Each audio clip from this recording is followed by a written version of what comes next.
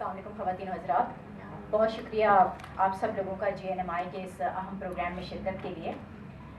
2 نومبر ہم ہر سال کو ہی مناتے ہیں کہ جب صحافیوں کے خلاف جو جرائم ہیں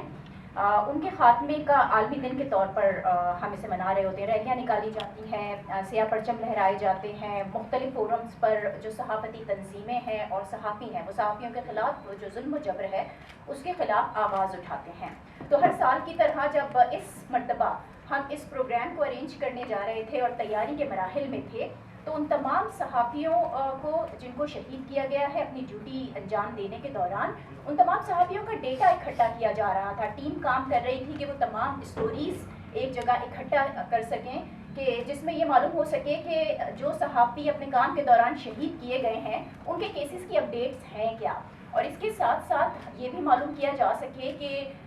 کتنے تشدد کے واقعات ہوئے ہیں، کتنے ایسے واقعات ہوئے ہیں کہ جب صحافیوں پر حملے ہوئے ہیں۔ تو یہ تیاری کے جب مراحل تھے تو اس تیاری کے مراحل میں ہمیں ہرگز یہ معلوم نہ تھا، ہمارے فہم و گمان میں بھی نہیں تھا کہ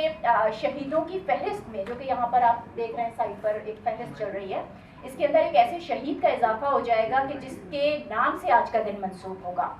جرنلسٹ کمیونٹی پاکستان میں آج ارشد شریف شہید کے نام سے آج کا یہ دن منا رہی ہے۔ ارشد شریف جنہیں کینیا میں بے دردی سے قتل کیا گیا، اور اب قتل کی جو صورتحال ہے اس وقت قیاس آرائیاں ہیں، تحقیقات کے مطالبات ہیں، اور یہ جو مطالبات ہیں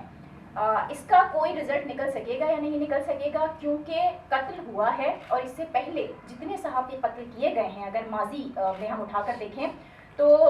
تلخ حقیقت یہی ہے کہ پاکستان میں 53 جرنلسٹ ہیں جن کا قتل کیا گیا پچھلے 10 سالوں کے دوران، اور ان 53 جرنلسٹ میں سے 96% ایسے ہیں کیسز کہ جن کے اندر انصاف نہیں ہوا ہے، اور انصاف نہ ہونے کی وجہ وہی ہے کہ ہمارا کرمنل جوڈیشل سسٹم جو کہ کمزور ہے، بے بس ہے، اور بہت سارے ایسے اسٹیک ہولڈرز ہیں جن کی کمزوری کی بنا پر ان کیسز میں اضافہ ہوا ہے۔ تو صرف قتل ہی نہیں ہوتے بلکہ تشدد بھی ہیں، مقدمات بنائے جا رہے ہیں، اور اس کے ساتھ ساتھ گرفتاریاں ہیں، حملے ہیں، جس میں مسلسل اضافہ ہے، اب چاہے اس کی ذمہ دار پچھلی حکومت ہو یا پھر موجودہ حکومت ہو۔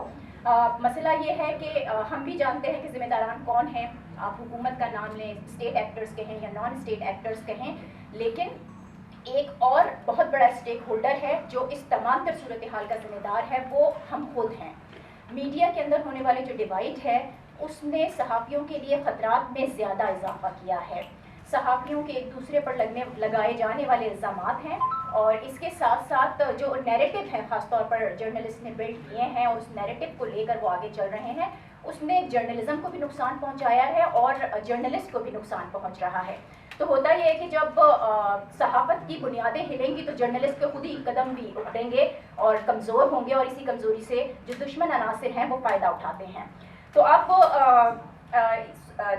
میڈیا میں جو جرنلسٹ اور ہمارے جو میڈیا ورکرز ہیں ان کو تحفظ فراہم کرنا،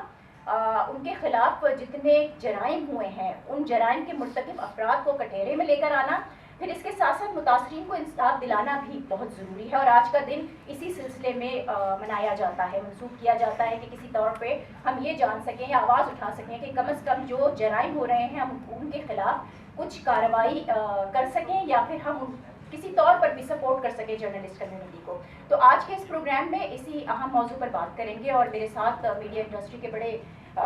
نامور اور معتبر شخصیات موجود ہیں جو آج اس ڈسکشن میں حصہ لے رہی ہیں۔ میں چاہوں گی کہ اپنے گیسٹ کا تعارف کرا دوں۔ میرے ساتھ موجود ہیں مظہر عباس صاحب۔ مظہر عباس صاحب جو کہ جرنلزم میں ایک بہت ہی وسیع تجربہ رکھتے ہیں، تقریباً 40 سال کا ایکسپیرینس ہے، پاکستانی جرنلزم میں خدمات انجام دے رہے ہیں، اس وقت جیو اور جنگ سے منسلک ہیں۔ رپورٹ کارڈ میں آپ ان کے تجزیے تو دیکھتے ہیں، صرف رپورٹ کارڈ میں نہیں بلکہ جو دیگر چینلز ہیں وہاں پر بھی اگر کوئی بڑا تجزیہ کار نظر آتا ہے تو مظہر عباس صاحب ہیں۔ میں چاہوں گی مظہر عباس صاحب پلیز اسٹیج پہ تشریف لے کر آئیں۔